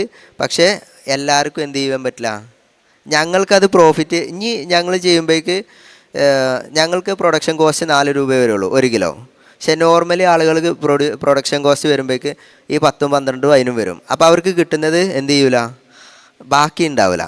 പക്ഷേ 4 രൂപക്ക് പ്രൊഡക്ഷൻ നടത്തി കിട്ടുമ്പോൾ എന്ത് ചെയ്യാൻ പറ്റും, അടുത്ത തവണ നേരത്തെ ഇടാനോ അല്ലെങ്കിൽ ടൈം മാറ്റിയിടാനോ ഇങ്ങനെ എന്തെങ്കിലും ഒരു സിറ്റുവേഷൻ നമുക്കതിൽ കൊണ്ടുവരാൻ പറ്റും. ആ ഒരു രീതിയാണ് എന്ത് ചെയ്യാൻ പറ്റുന്നത്. അത് നമ്മൾ കൃഷിയിൽ ഇപ്പോൾ എന്തൊരു ബിസിനസ്സിലാണെങ്കിലും ആദ്യം വന്ന ആളാണല്ലോ. ഇപ്പോൾ മുൻപ് സൂപ്പർ മാർക്കറ്റ് തുടങ്ങിയ ആൾക്കാരാണ് ഇപ്പോൾ ഇന്ന് വിജയിച്ചിട്ടുള്ളത്. ഇപ്പോൾ സൂപ്പർ മാർക്കറ്റ് തുടങ്ങിയവരൊക്കെ പൂട്ടി പോയിക്കാ ചെയ്തിരിക്കുന്നത്. ഇതേ ഒരു മെത്തേഡ് തന്നെയാണ് കൃഷി എന്ന് പറഞ്ഞാൽ അൾട്ടിമേറ്റ് ബിസിനസ്സാണ്. അത് എന്തല്ല ഇങ്ങളെ കൺസെപ്റ്റിൽ നോക്കുമ്പോൾ ഒരു ഇബാദത്ത് അല്ലെങ്കിൽ അങ്ങനെ ആ ഒരു ലെവലിൽ. പക്ഷേ അതൊക്കെയാണ്. പക്ഷേ അതിൻ്റെ കൂടെ അതിനൊരു ബിസിനസ് ആംഗിളിൽ വേണ്ട മാത്രം. ഇപ്പം നിങ്ങളെല്ലാവരും ഇവിടെ പഠിക്കുന്നുണ്ട്. എല്ലാവരും ഇപ്പോൾ എയിം എന്തായിരിക്കും, പഠിക്കുക, ഒരു ജോലി നേടുക. അല്ലെങ്കിൽ അതല്ലാത്ത പോലെ ആരും ഉണ്ടാവുമെന്ന് എനിക്ക് തോന്നുന്നില്ല. അതുണ്ട്. അങ്ങനെ തോന്നുന്നുണ്ടെങ്കിൽ എന്താണ്, അത് തെറ്റാണ്. ജീവിതം കൊണ്ട് അർത്ഥമില്ല. നമ്മൾ എന്ത് ചെയ്യുകയാണെന്നുണ്ടെങ്കിലും എന്ത് ചെയ്യണം, അതിനൊരു എയിം വേണം. വെറുതെ വീട്ടിൽ നിന്ന് മാറി നിൽക്കണം എന്നുള്ള ഉദ്ദേശത്തിൽ ആരും ഇങ്ങോട്ട് വന്നിട്ടുണ്ടാവില്ലല്ലോ. ഉണ്ടാ? ഞാനങ്ങനെ ചെയ്യാറില്ല. അതാണ് നമ്മളെ ആ ഒരു ടാർഗറ്റ് ഉണ്ടാവും. ഈ ഒരു വർഷത്തിൽ ഇത്രയാണ് പ്രൊഡക്ഷൻ, അല്ലെങ്കിൽ എന്തെങ്കിലും ഒരു ടാർഗറ്റ് ഉണ്ടാവും. ഒരു 10 ലക്ഷമോ 20 ലക്ഷമോ ടാർഗറ്റ് ഉണ്ടാവും. ആ ടാർഗറ്റിക്ക് എന്തൊക്കെ ചെയ്യണം എന്നുണ്ടെങ്കിൽ അത് ചെയ്യും. ആ ഒരു രീതിയിൽ കൃഷി പോയാൽ മാത്രമേ എന്ത് ചെയ്യാൻ പറ്റുള്ളൂ. പിന്നെ വാങ്ങുന്ന സാധനം എത്രത്തോളം വില കുറച്ച് വാങ്ങാൻ പറ്റുമോ, വില കൂട്ടി വിൽക്കാൻ പറ്റുമോ എന്നുള്ളത് നമ്മൾ എന്ത് ചെയ്യണം. നല്ല പർച്ചേസിങ് പവറും സെയിൽസ് പവറും ഈ കൃഷിയിൽ വേണം. പർച്ചേസ് ചെയ്യാൻ ഒരുപാട് പർച്ചേസ് വരും നമുക്ക്. ഇൻപുട്സ് ഇപ്പോൾ വളങ്ങളാണെങ്കിലും മറ്റ് കാര്യങ്ങളും അതേപോലെ ഞങ്ങളുടെ കൃഷിയിൽ PVC അതേപോലെ മൾച്ചിങ് ഷീറ്റ് ഡ്രിപ്പ് ലൈന് അങ്ങനെ ഒരുപാട് എൻ്റെ പല പല ഐറ്റംസ് സാധനങ്ങൾ എന്ത് ചെയ്യേണ്ടി വരും, വാങ്ങേണ്ടി വരും. ഇത് ഓഫ് സീസണിലാണ് നമ്മൾ വാങ്ങുക. ഓഫ് സീസണിൽ മഴക്കാലത്ത് PVCക്ക് ഒരു മനുഷ്യന് ആവശ്യം ഉണ്ടാവില്ല, വേനൽക്കാലത്തായിരിക്കും PVCക്ക് ആവശ്യം ഉണ്ടാവുക. അപ്പോൾ അന്ന് 70-80 ആയിരിക്കും പെർ മീറ്ററിന്. മഴക്കാലത്ത് ഈ സാധനത്തിന് എന്തുള്ളൂ ഉണ്ടാവുക, വെറും 35 രൂപ അല്ലെങ്കിൽ 40 രൂപയൊക്കെ ഉണ്ടാവുക. ആ സമയത്ത് എന്ത് ചെയ്യും, അഡ്വാൻസ് ചെയ്തിട്ട് ഇന്ന സമയത്തെ പർച്ചേസ് ഉണ്ടാവുള്ളൂ, അഡ്വാൻസ് ചെയ്ത് കൊടുക്കും. 1000 മീറ്ററോ 2000 മീറ്ററൊക്കെ ആ സമയത്ത് പർച്ചേസ് ചെയ്ത് കൊടുക്കും. അവർക്ക് എന്ത് ചെയ്യും, നമുക്ക് ഈ സമയത്താണ് ആവശ്യമുള്ളത്, ആ സമയത്ത് എടുത്തുകൊണ്ട് വന്നാൽ മതി. ആ ഒരു മെത്തേഡ് നമ്മൾ എന്ത് ചെയ്യണം, കൃഷിയിൽ യൂസ് ചെയ്താൽ മാത്രമേ നമ്മൾ ഇന്ന് മുടക്കിയതും ഇന്ന് 40,000 രൂപ മുടക്കിയാലും അന്ന് 40,000 മുടക്കിയാലും ആ 40,000 തന്നെ, അതിന് വലിയ വ്യത്യാസമൊന്നും വരാൻ പോകില്ല. പക്ഷെ നേരത്തെ മുടക്കുമ്പോൾ നമ്മൾ സ്പെൻഡ് ചെയ്യേണ്ട എമൗണ്ടിൻ്റെ അതിലുള്ള കുറച്ച് വ്യത്യാസം വരും.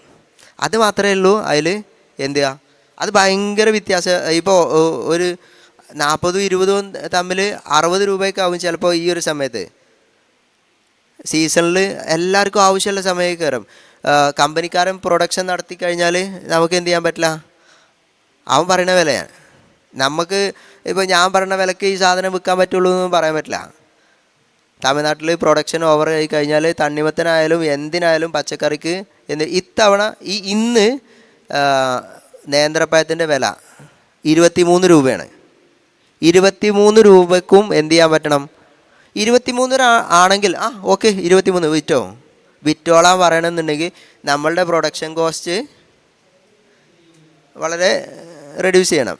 ഈ ഒരു കൺസെപ്റ്റിൽ കൃഷി ചെയ്യുകയാണെങ്കിൽ പ്രോഫിറ്റബിളാണ്.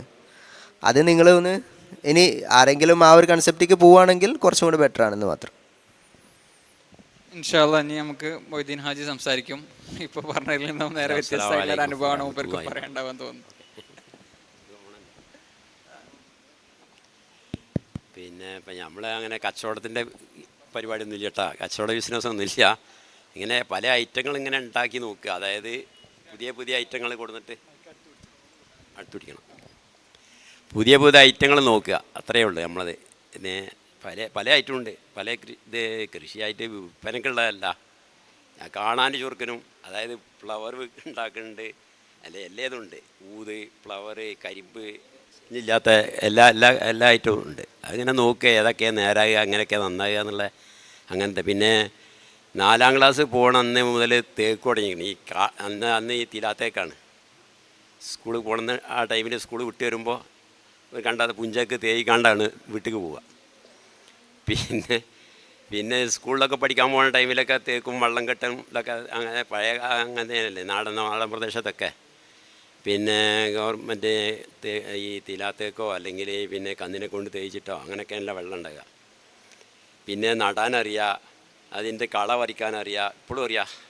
ഇപ്പോഴും ഇന്നലെ വരെയും ഇന്ന് വരുന്നത് വരെയും മീൻ വളർത്തിയിട്ടും എന്തെങ്കിലും തമാശ കേട്ടോ, അതൊക്കെ വിൽക്കാനല്ല, ആർക്കെങ്കിലും അങ്ങനെയൊക്കെ കൊടുക്കുക, ഫ്രീ ആയിട്ട് കൊടുക്കുകയും ചെയ്യും. നിങ്ങൾക്കൊക്കെ വന്നാൽ വേണമെങ്കിൽ തരാം. പിന്നെ ഗൾഫ് പോയിട്ട് അവിടെ കൃഷി ചെയ്തിരുന്നു. അവിടെ പിന്നെ ഗൾഫിൽ പോയിട്ട് ഈ ഗ്രോ ബാഗിൽ കൃഷി ചെയ്തിട്ട് പിന്നെ മകനെ അറുത്ത് മടുത്തിട്ട് കടക്കാർക്ക് കൊടുത്തിട്ട് ഇനി വേണ്ട, സാധനം തന്നെ വേണ്ട, അവിടെ ഉണ്ടാക്കണ്ടെന്ന് പറഞ്ഞിട്ട് അത്രയ്ക്ക് ഉണ്ടായി അവിടെ.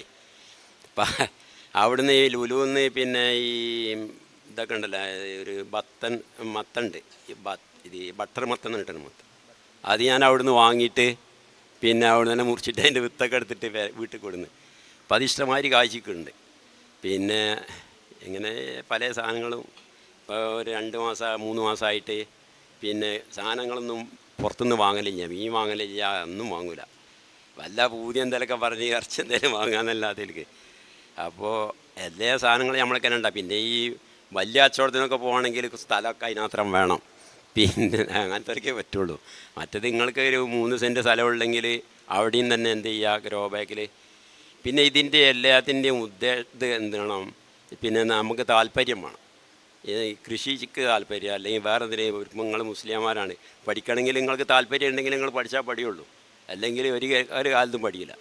പിന്നെ വാപ്പാൻ്റെ അമ്മാൻ്റെ താല്പര്യത്തിന് നിങ്ങൾ വന്നിട്ട് ഇവിടെ പഠിച്ചാൽ ഒന്നും മനസ്സിലാവില്ല. അപ്പോൾ ഓരോരുത്തർക്ക് ഓരോ ചെയ്യുന്ന എന്ത് കാര്യമാണ് ചെയ്യേണ്ടത് വെച്ചാൽ അതിൽ താല്പര്യങ്ങളാണ്. താല്പര്യം ഉണ്ടെങ്കിൽ പിന്നെ ഒരു കൃഷി ചെയ്ത് കണ്ട് അവിടെ കുത്തിയിട്ട് കണ്ട് പോന്നാൽ പറ്റില്ല. പിന്നെ ഈ ചെറിയ കർഷകരൊക്കെ എന്ന് പറഞ്ഞാൽ ചെറുതായിട്ട് അങ്ങനെ പഠിക്കുന്ന ആൾക്കാരൊക്കെ ആണെങ്കിൽ പിന്നെ എന്ത് ചെയ്യണം, പഠിക്കുന്ന ആൾക്കാരൊക്കെ ആണെങ്കിൽ പിന്നെ ചെറുതായിട്ട് നിത്യം പോയി നോക്കണം. ഒരു കൃഷി ചെയ്യുകയാണെങ്കിൽ ആ കൃഷിൻ്റെ സ്ഥലത്ത് നിത്യം ആ കൃഷി ചെയ്ത ആൾ പോയി നോക്കണം. എന്നെങ്കിലും അതിനെന്തെങ്കിലും സംഭവിച്ചിട്ടുണ്ടോ അതൊക്കെ അറിയാൻ പറ്റുള്ളൂ.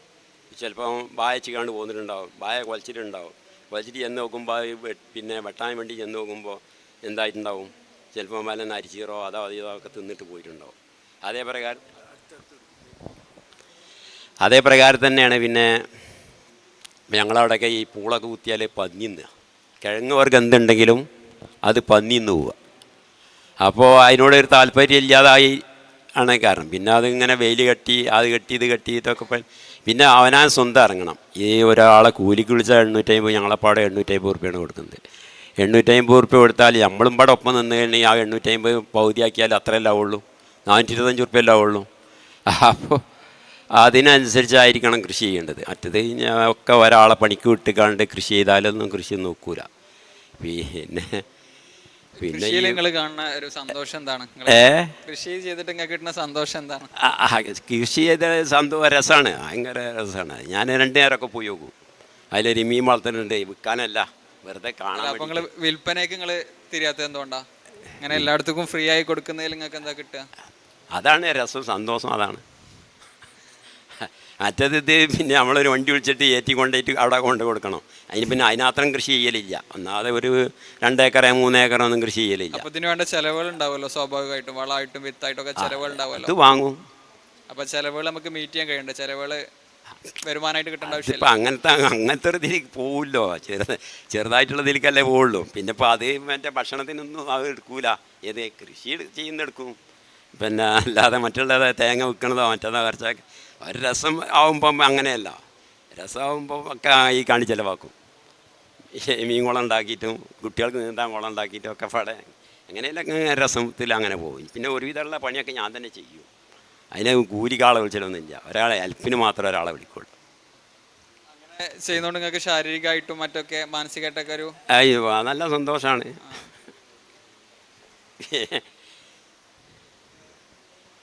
പിന്നെ ഊത് വെച്ചുണ്ട്, ഊത് മരമുണ്ട്, ഊതിൻ്റെ തൈകൾ കുറേ ഉണ്ട്. അത് വിൽക്കണം എന്ന് വിചാരിച്ചാലാണ് ഇട്ടാ കുറഞ്ഞ വില കൊടുക്കുക, 100 റുപ്യക്ക്. എല്ലായിടത്തും 200 റുപ്യക്കാണ് വിൽക്കുന്നത്. ആവശ്യക്കാരുണ്ടെങ്കിൽ അറിയിക്കാം. ഇൻഷാ അല്ലാ നിങ്ങൾ ഇപ്പോൾ വ്യത്യസ്ത രൂപത്തിലുള്ള അനുഭവങ്ങളൊക്കെ കേട്ടിട്ടുണ്ടാവും. ഒന്ന് പക്ക ബിസിനസ് ലെവൽ ചെയ്യുന്ന ആൾ, ഒന്ന് ഒരു സന്തോഷം ഒരു രസം എന്നുള്ള ഞങ്ങൾക്ക് കൃഷിനെ കാണുന്ന ആൾ, മറ്റത് രണ്ടും കൂടെ മിക്സ് ആയിട്ടുള്ള ഒരാളുണ്ട്. അപ്പോൾ നിങ്ങൾക്ക് സ്വാഭാവികമായിട്ടും സംശയം ഉണ്ടാവും. നിങ്ങൾ ഇതുവരെ പരിചയപ്പെടാത്ത, നമ്മളൊന്നും സ്വാഭാവികമായിട്ട് നമ്മുടെ ജീവിതത്തിൽ കടന്നു വരാത്ത കുറേ അനുഭവങ്ങളാണ് നിങ്ങൾ കേട്ടിട്ടുണ്ടാവുക. കുറേ പദങ്ങളും സാങ്കേതിക കാര്യങ്ങളും ഒക്കെ നിങ്ങൾ കേട്ടിട്ടുണ്ടാവും. അപ്പോൾ നിങ്ങൾക്ക് ഇതിൽ ഉള്ള സംശയങ്ങൾ, നിങ്ങൾക്ക് ഓരോരുത്തരോടുള്ള ചോദ്യങ്ങൾ നിങ്ങൾക്ക് ചോദിക്കാനുള്ള സമയമാണ്. നേരത്തെ നമ്മൾ തണ്ണിമത്തൻ കൃഷിയെക്കുറിച്ച് പറഞ്ഞു. അപ്പോൾ അതൊരു 4 വർഷമൊക്കെയാണ് അത് ചെയ്യുക. അപ്പോഴേക്ക് അതിൻ്റെ ട്രെൻഡ് മാറി അടുത്തതിലേക്ക് പോകുമെന്ന് പറഞ്ഞു. എന്നാൽ എനിക്കുള്ള സംശയം, ഈ ഒരു 4 വർഷം ചെയ്യുമ്പോൾ സ്വാഭാവികമായിട്ടും അതിൽ ഈ 4ാമത്തെ വർഷമൊക്കെ ആകുമ്പോൾ ഇത് കുറേ ആളുകൾക്ക് നഷ്ടമാണെന്ന് തോന്നും. അപ്പോൾ സ്വാഭാവികമായിട്ടും ഇതിൻ്റെ ഒരു സാധ്യത ശരിക്കും കൂടുകയല്ലേ ചെയ്യുക? അങ്ങനല്ല, എല്ലായിടത്തും ഇപ്പോൾ ഒരു സാധനം കോമൺ ആയി കഴിഞ്ഞാൽ പിന്നെ അതിൻ്റെ ഡിമാൻഡ് പോയി, മനസ്സിലാവണ്ട? അപ്പോൾ ആ ഡിമാൻഡ് മാറുമ്പോൾ പിന്നെ നിങ്ങൾ തന്നെ പറഞ്ഞു, ഒരു 4ാമത്തെ വർഷം കഴിയുമ്പോഴേക്ക് അവർക്ക് നഷ്ടമായി തോന്നി അവർ എന്ത് ചെയ്യും, സാധനമൊക്കെ പാടെ മടക്കി പാത്ത് വെക്കും, എടുത്തേക്കും. അപ്പോൾ എന്തു ചെയ്യും, ഇതിൽ ഒരുപാട് അപ്ഡേഷൻ വന്നിട്ടുണ്ടാവും. ചിലപ്പോൾ കളറിൽ അപ്ഡേഷൻ വന്നിട്ടുണ്ടാവും. ഇപ്പം നിലവിൽ ചുവപ്പ് കളറാണ് നമ്മൾ കോമൺ ആയിട്ട് കാണുക. അത് കഴിഞ്ഞാൽ മഞ്ഞ കണ്ട്, അത് കഴിഞ്ഞപ്പോൾ ഓറഞ്ചായി, ഇനി അടുത്തൊരു കളറ് വയലറ്റ് വരുന്നുണ്ട്. അത് വിത്തിൻ 2 ഇയേഴ്സിൻ്റെ ഉള്ളിൽ അത് വരും. അപ്പോൾ എന്ത് ചെയ്യും, അത് ആദ്യം നമ്മൾ അത് ചെയ്തിട്ടുണ്ടാവും. അപ്പോൾ ഇവരെന്ത് ചെയ്യൂല, ഇവർക്കിത് ഇത്രത്തോളം എന്ത് ചെയ്യാൻ കഴിയൂല, ഇവർക്കത് എത്തുണ്ടാവില്ല. നമ്മൾ ആ 4 കൊല്ലം അപ്പോഴേക്ക് ഇവർ ഏകദേശമൊക്കെ തണ്ണിമത്തൻ കൃഷി ഇനി വേണ്ടാരെന്ന് പറയും. നമ്മളെന്ത് ചെയ്യും, അപ്പോൾ വീണ്ടും നമ്മൾ ഈ സാധനങ്ങളൊക്കെ എടുത്തിട്ട് വീണ്ടും തുടങ്ങും. ആ ഒരു 4 വർഷത്തിൻ്റെ ഇടയിൽ, ഇപ്പോൾ 4 വർഷത്തിൻ്റെ ഇടയിൽ ഇവർ ക്ഷമാമൊന്നും ചെയ്യാൻ ആരും എന്ത് ചെയ്യൂല. അപ്പോൾ തണ്ണിമത്തിന് വില കുറയുമ്പോൾ ക്ഷമാമന് വില കൂടിയിട്ടുണ്ടാവും. ക്ഷമാമ ഇവിടെ ഉണ്ടാവില്ല. നമ്മൾ ക്ഷമാമ ഇടും.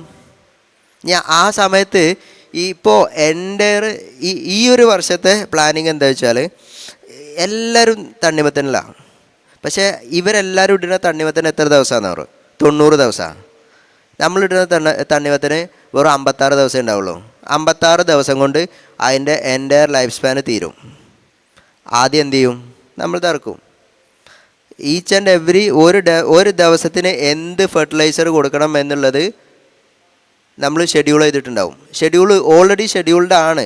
ആ ഒരു വെറൈറ്റിക്ക് ഇന്ന ദിവസം ഫ്ലവറിങ്ങിൻ്റെ തൊട്ട് മുമ്പ്, ഫ്ലവറിങ് പിടിക്കുന്നതിന് മുമ്പ്, വാൽനട്ട് സ്റ്റേജിൽ ഏത് സമയത്ത് കൊടുക്കണം എന്നുള്ളതിന് എന്ത് ചെയ്യുന്നുണ്ടാവും, ഒരു സമയത്ത് അത് പ്ലാൻ ചെയ്തിട്ടുണ്ടാവും.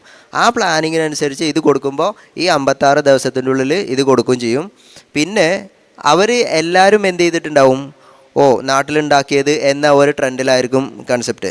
ഇവിടെ ആ ഒരു സമയത്ത് നാട്ടിലുണ്ടാക്കിയത് എന്നുള്ള ട്രെൻഡില്ല. തമിഴ്നാട് എന്താണോ മാർക്കറ്റ്, ആ മാർക്കറ്റിന് സാധനം ഇവിടെ ഡെലിവറി ചെയ്യുമ്പോൾ ബൾക്ക് ബയേഴ്സ് എന്തായാലും ഇവിടെ വരും. അതാണ് അതിൻ്റെ. അവിടെ നമ്മൾ എന്ത് ചെയ്യാൻ പറ്റില്ല, കച്ചവടത്തിനായിട്ട് ഇരിക്കാനേ പറ്റുള്ളൂ. പിന്നെ അതിൽ മാർക്കറ്റിങ്ങിൽ എന്തൊക്കെ സാധ്യത ഇപ്പോൾ നമുക്ക് എന്തൊക്കെ സാധ്യതയാണോ കിട്ടാനുള്ളത്, അത് സോഷ്യൽ മീഡിയ ആണെങ്കിൽ സോഷ്യൽ മീഡിയ യൂസ് ചെയ്യണം. പത്രത്തിൽ ആഡ് കൊടുക്കേണ്ടതാണെങ്കിൽ ആഡ് കൊടുക്കേണ്ടി വരും. അങ്ങനെ എല്ലാതും കൊടുക്കും. ആ ഒരു രീതിയിലാവുമ്പോൾ പിന്നെ ഇനി അത്രയും ബുദ്ധിമുട്ടാണ് എന്നുണ്ടെങ്കിൽ നമ്മൾ ഒരു കുറച്ചും കൂടി ലോ ലെവലിലേക്ക് ചിന്തിച്ച് കഴിഞ്ഞാൽ ഫുട്പാത്ത് കച്ചവടം എന്ന് പറഞ്ഞൊരു പരിപാടി ഉണ്ട്. കേട്ടിട്ടുണ്ടോ? റോഡ് സൈഡിൽ കൊണ്ടുപോയിട്ടാ വിൽക്കുക, അതന്നെ. പിന്നെ അതിൻ്റെ ഒന്നും കൂടി അപ്ഡേറ്റഡ് വെർഷൻ ആണെങ്കിൽ കാർബൂട്ട് സെയിൽ എന്ന് പറയും. അത് കുറച്ചും കൂടി ടെക്നിക്കലായി. എവിടെയെങ്കിലും വണ്ടിയിൽ കൊണ്ടുപോയിട്ടിട്ട് അങ്ങനെ അതിന് ഒരു കാറൊക്കെ ഫ്രണ്ടിൽ നിർത്തിയിട്ടുള്ള ആ ഒരു പരിപാടിയും കച്ചവടത്തിന് അങ്ങനെ എന്ത് ചെയ്യുക, മാറ്റി കൊടുക്കുമ്പോൾ ഒരു ആഡ് കൊടുക്കും. ആ ഒരു ആൾക്കാരെ പബ്ലിസിറ്റി ആണല്ലോ, പബ്ലിസിറ്റിമേലാണ് ഇതൊക്കെ നടന്നു പോണത്. അങ്ങനെ ചെയ്യും. ഇതൊന്നും പറ്റിയിട്ടില്ല എന്ന് ചോദിച്ചാൽ എല്ലാവരും തണ്ണിമത്തനിലാണ് ചോദിച്ചാൽ ഞങ്ങൾ ചിരങ്ങുണ്ടാക്കും. അന്ന് പിന്നെ ചിരങ്ങ കൊണ്ട് ഒരു തല്ലേക്കാരം, അതാർക്കും ഉണ്ടാവില്ല. അത്ര തന്നെ.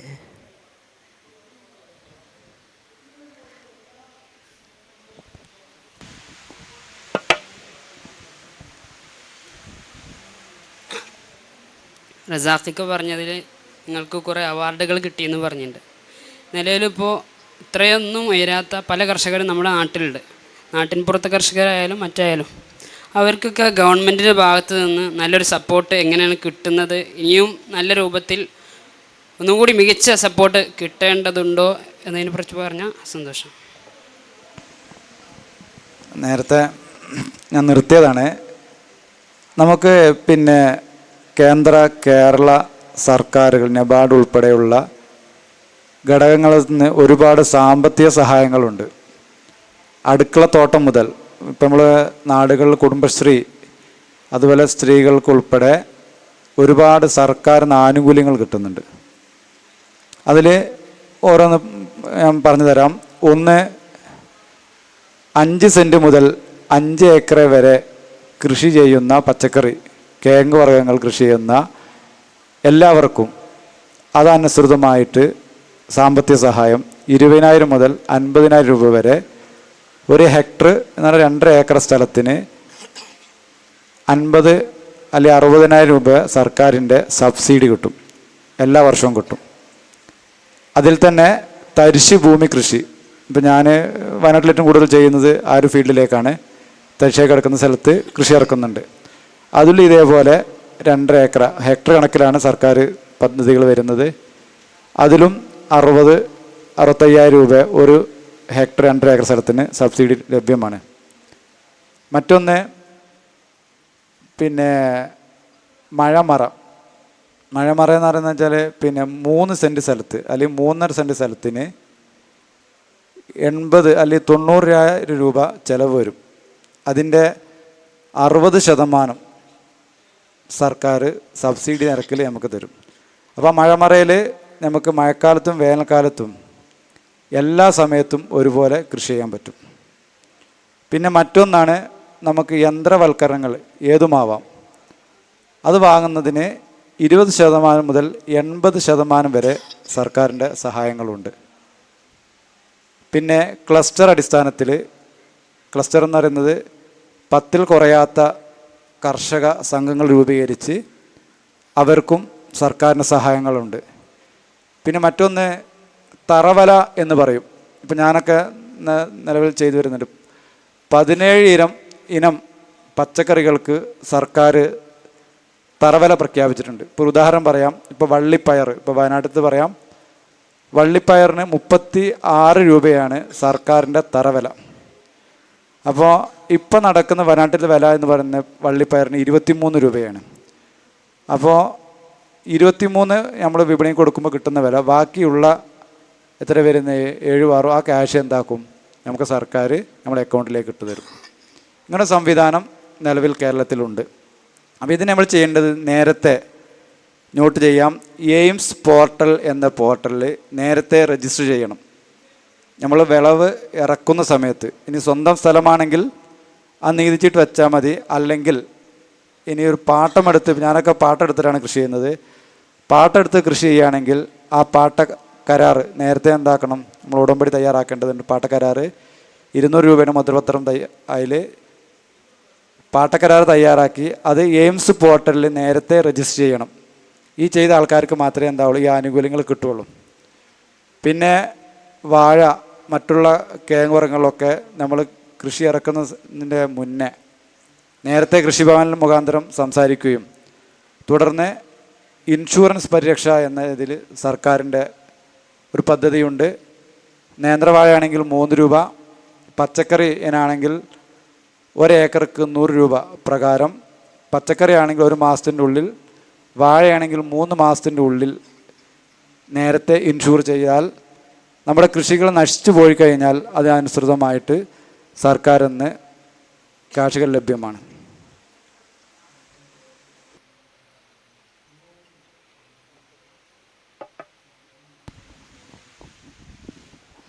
ഒരു 2 ചോദ്യം കൂടെ ചോദിക്കുകയാണ്. ഒന്ന്, എൻ്റെ കയ്യിലൊരു നല്ലൊരു പ്രൊജക്റ്റ് ഉണ്ടെന്ന് സങ്കല്പിക്കുക. ഒരു 10 ഏക്കറിൽ, ഉദാഹരണം പറഞ്ഞാൽ ഒരു തക്കാളി കൃഷി. ഈ 10 ഏക്കറിൽ എനിക്ക് ചെയ്യണമെന്നുണ്ടെങ്കിൽ എനിക്ക് ലക്ഷങ്ങൾ അതിന് ചിലവുണ്ടെന്നും സങ്കല്പിക്കുക. അങ്ങനെയാണെന്നുണ്ടെങ്കിൽ ഗവൺമെൻറ് തലത്തിൽ ഒരു പലിശയും ഇല്ലാതെ ക്യാഷ് കിട്ടുന്ന എന്തെങ്കിലും ഒരു സംവിധാനം ഉണ്ടോ? അതാണ് ഒന്നാമത്തെ ചോദ്യം. രണ്ടാമത്തെ ഒരു ചോദ്യം എന്താണെന്ന് വെച്ചാൽ, നേരത്തെ പറഞ്ഞു, ഇപ്പോൾ തണ്ണിമത്തൻ അതിൻ്റെ സിസ്റ്റമാറ്റിക്കായ രൂപത്തിൽ ചെയ്യുകയാണെന്നുണ്ടെങ്കിൽ 56 ദിവസം കൊണ്ട് അത് വിളവെടുക്കാമെന്ന് പറഞ്ഞു. മറ്റുള്ളവർക്ക് 90 ദിവസം ആവുമെന്നും പറഞ്ഞു. ഇങ്ങനെ ഒരു കൃഷിയിലേക്ക് ഇറങ്ങുമ്പോൾ അതിൻ്റെ സിസ്റ്റമാറ്റിക് ആയിട്ടുള്ള പഠനം, ഇപ്പോൾ ഈ 56 ദിവസം കൊണ്ട് ഇത് സാധ്യമാകും എന്നുള്ള ഇത്തരത്തിലുള്ള അറിവുകൾ കിട്ടാൻ നമ്മൾ എന്താണ് ചെയ്യേണ്ടത്?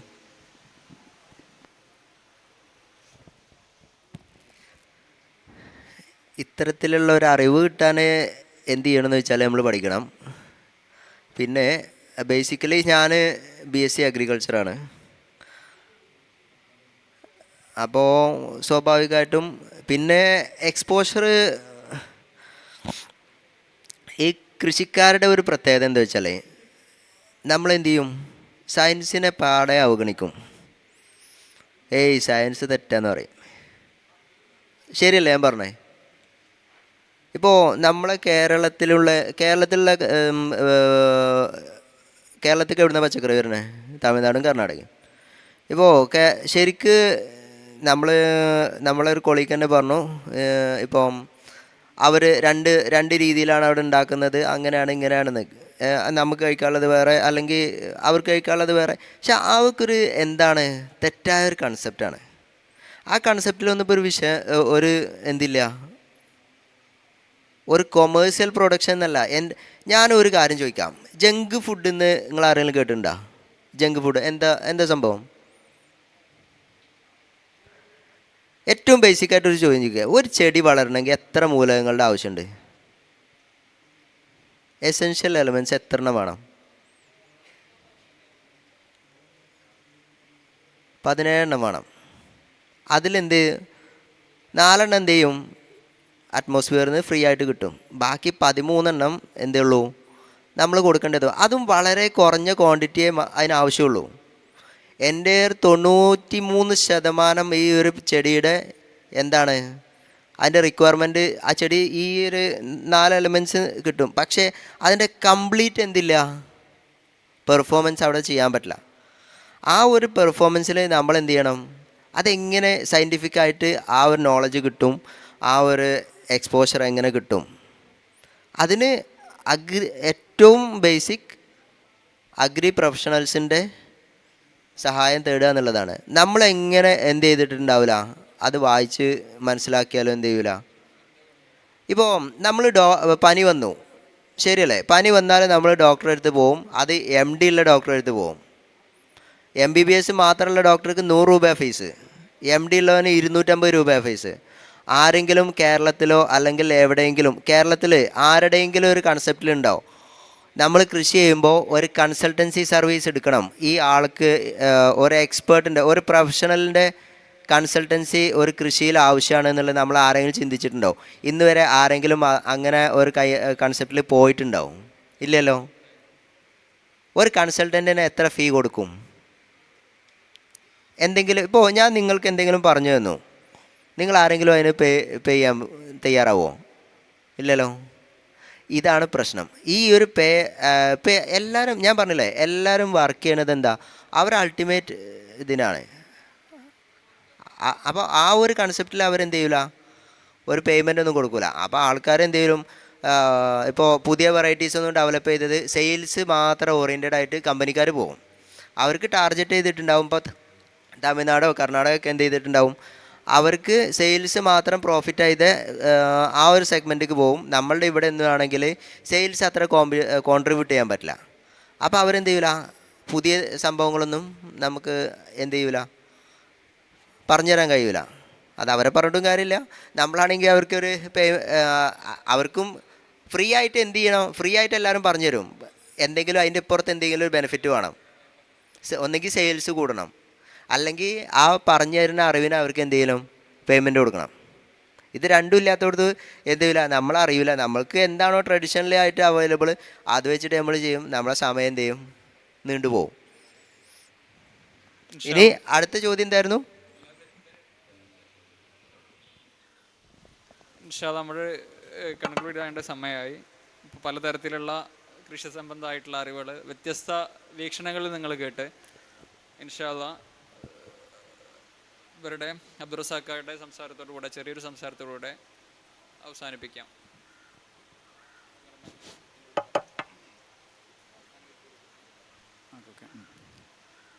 ഞാൻ പോകുന്ന എല്ലാ സ്ഥലങ്ങളിലും വിത്തുകൾ കൊടുക്കാറുണ്ട്, ആ നടക്കുന്ന പരിപാടിയുടെ ഓർമ്മക്കായിട്ട്. അപ്പോൾ നിങ്ങൾക്കും ഞാൻ കുറച്ച് വിത്തുകൾ തരുന്നുണ്ട്. അപ്പോൾ നിങ്ങളെന്താക്കണം, വീട്ടിൽ കൊണ്ടുപോയിട്ട് നടണം. അതിൻ്റെ ഫീഡ്ബാക്ക് എന്നെ അറിയിക്കുകയും വേണം. എൻ്റെ നമ്പർ നിങ്ങൾക്ക് പറഞ്ഞുതരാം, നോട്ട് ചെയ്തോളി. 98 47 103 402.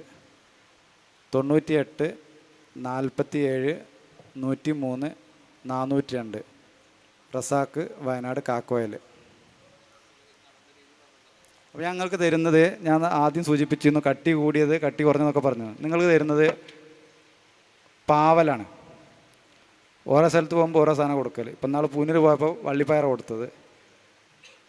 അപ്പോൾ പിന്നെ ഇതെന്താക്കണം, ഓരോരുത്തർക്കും 3 എണ്ണം വെച്ച് താല്പര്യമുള്ളവർ ഞാൻ തരാം, ആ സമയത്ത് വന്നാൽ മതി. നടണം. അപ്പോൾ നമ്മളൊരു കൃഷി സംസ്കാരമായിട്ട് നമ്മൾ കൊണ്ടുനടക്കണം. അതിന് വേണ്ടിയിട്ടാണ്. കൂടുതൽ കാര്യങ്ങളൊക്കെ നിങ്ങൾ യൂട്യൂബിൽ അടിച്ചാൽ കൃത്യമായ കാര്യങ്ങളൊക്കെ കിട്ടും. നമ്മൾ പറഞ്ഞാലും കൂടുതൽ സോഷ്യൽ മീഡിയ കാലഘട്ടമല്ലേ. അപ്പോൾ നിങ്ങൾ എന്താക്കണം, ഇത് കട്ടി കൂടിയ വിത്താണ്. 6 മണിക്കൂർ വെള്ളത്തിൽ കുതിർത്തി 2 അല്ലെങ്കിൽ 3 ദിവസം കോട്ടത്തുണിയിൽ കെട്ടി വെച്ച് മുള പൊട്ടിയതിന് ശേഷം എന്താക്കേണ്ടത്, നടേണ്ടത് പന്തലുള്ള ഇനാണ്. ഇനി പന്തലല്ലെങ്കിൽ ഒരു സിമ്പിളായിട്ട് നിങ്ങൾക്ക് വീടിൻ്റെ പരിസരത്ത് ഉചിതമായ രീതിയിൽ പന്തൽ സ്ഥാപിക്കണം. ഇപ്പം 3 വിത്താണ് ഒരാൾക്ക് തരുന്നത് കേട്ടോ. അപ്പോൾ നേരത്തെ ചോദ്യത്തിൽ ഒന്ന് മറുപടി പറയാം. നമുക്ക് സർക്കാരിൻ്റെ സഹായങ്ങൾ, നമുക്ക് സർക്കാരിൻ്റെ വിവിധ ഘടകങ്ങളുണ്ട്. ഒന്ന് കൃഷിഭവനുണ്ട്, മറ്റൊന്ന് VFPCK, നിങ്ങൾക്ക് പരിചയം കുറവായിരിക്കും. വയനാട് ജില്ലയിൽ മുട്ടിൽ അതിൻ്റെ ഒരു പ്രധാന ഭാരവാഹിയാണ് മുട്ടിൽ സെൻറ്ററിൻ്റെ. VFPCK, vegetable fruit promotion council Keralam. ഇതിൻ്റെ സെൻറ്ററുകൾ ഓരോ പഞ്ചായത്തിലുണ്ടാവും. നിങ്ങൾ തൊട്ടടുത്തുള്ള കൃഷിഭവനുമായി ബന്ധപ്പെട്ട് കഴിഞ്ഞാൽ അവരിതിന് നിർദ്ദേശങ്ങൾക്ക് തരും. കൃത്യമായ പരിശീലനങ്ങൾ അവിടുന്ന് നിങ്ങൾക്ക് കിട്ടും എന്നാണ് ആ വിഷയത്തിൽ നിങ്ങൾക്ക് മറുപടി തരാനുള്ളത്. ഇൻഷാ അല്ലാഹ് നമുക്ക് അവസാനിപ്പിക്കാം. കൃഷി സംബന്ധമായിട്ട് പല വീക്ഷണങ്ങളിൽ നിന്നുള്ള സംസാരങ്ങൾ നിങ്ങൾ കേട്ട് പരമാവധി നിങ്ങൾക്ക് ചെയ്യാൻ പറ്റുന്ന കാര്യങ്ങൾ ചെയ്യുകയും ഇതിൻ്റെ ബിസിനസ് സാധ്യതയും അതേസമയം നമ്മുടെ മതപരമായിട്ടുള്ള വീക്ഷണവും ഒക്കെ ഒരുമിച്ച് കൊണ്ടുപോയാൽ നമുക്ക് നല്ല നേട്ടം ഉണ്ടാക്കാൻ സാധിക്കും ഇരു ലോകത്തും. ഇൻഷാ അല്ലാഹ് അതിനെല്ലാവർക്കും സാധിക്കട്ടെ.